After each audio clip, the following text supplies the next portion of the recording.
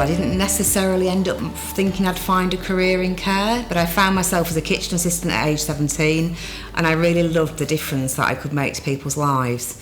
I got promoted quite quickly to a care assistant, as we were called back then, and then I moved on to being a support worker. And I just found it so rewarding working in care. It sounds cliche to say that you want to make a difference, but actually I did want to make a difference.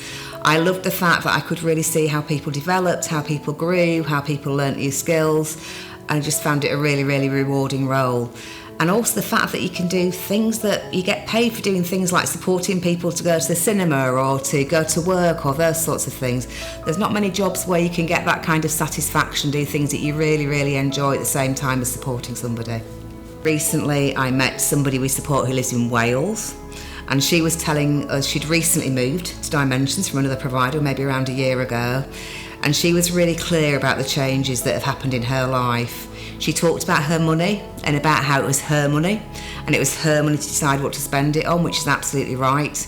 She talked about the things that she was doing now, working as a volunteer in a charity shop, things that she'd wanted to do but hadn't been available to her before for whatever reason. I'm always struck by how compassionate people are, by how committed people are, by the really good relationships I see between our support workers and the people that they support.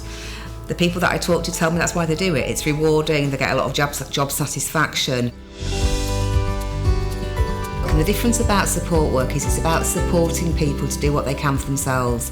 Caring for somebody implies a different kind of relationship, a different power imbalance, whereas support very much sets out, it's about supporting that person to do as much as they can, to be independent and to do the things that they want to do with their lives. So that's the difference. It's about doing something with somebody, not doing something for somebody.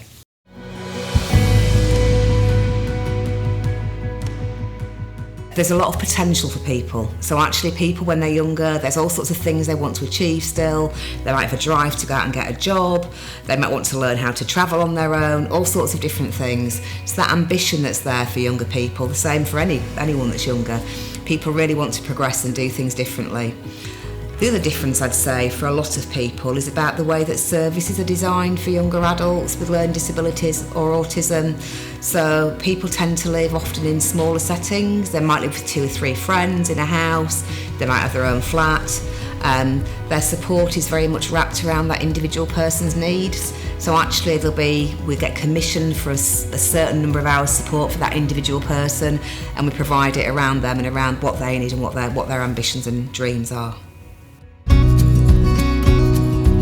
We've all got things that we enjoy doing. I'm an Aston Villa football fan. If I was a support worker and I was working in Birmingham, there might be somebody who really loves Aston Villa too, somebody support. Actually, the idea of staff matching is you put somebody with the same interest wherever possible with the person we're supporting. So how brilliant is that? You get to go to work and do your job and do something that you really enjoy at the same time. Might not be football, it might be fishing, might be bowling, it might be going for long walks. But what we try and do is match people with those same interests, because it makes the life of the person we support much better, but even more so it makes the life of our colleagues better, because you're doing something you enjoy and you've got a shared interest. It's really great. Pay is always going to be a challenging issue, I think, in our sector. I want to be really clear that in Dimensions we do all that we can to put pay into the front line, including giving evidence of things like the Health Select Committee to government on the issues around pay and funding. It's really important to understand that Dimensions is a not-for-profit organisation. That means that we do make a small surplus every year, but whatever we can put back into frontline pay for our colleagues, we do. What I would say about support work though is there's no other job where you get the same level of satisfaction and reward from it. So actually the feeling that you get from really having made a difference in someone's life, seeing somebody achieve all sorts of amazing things, is really, really rewarding. The other thing is the way that support work can fit around your life.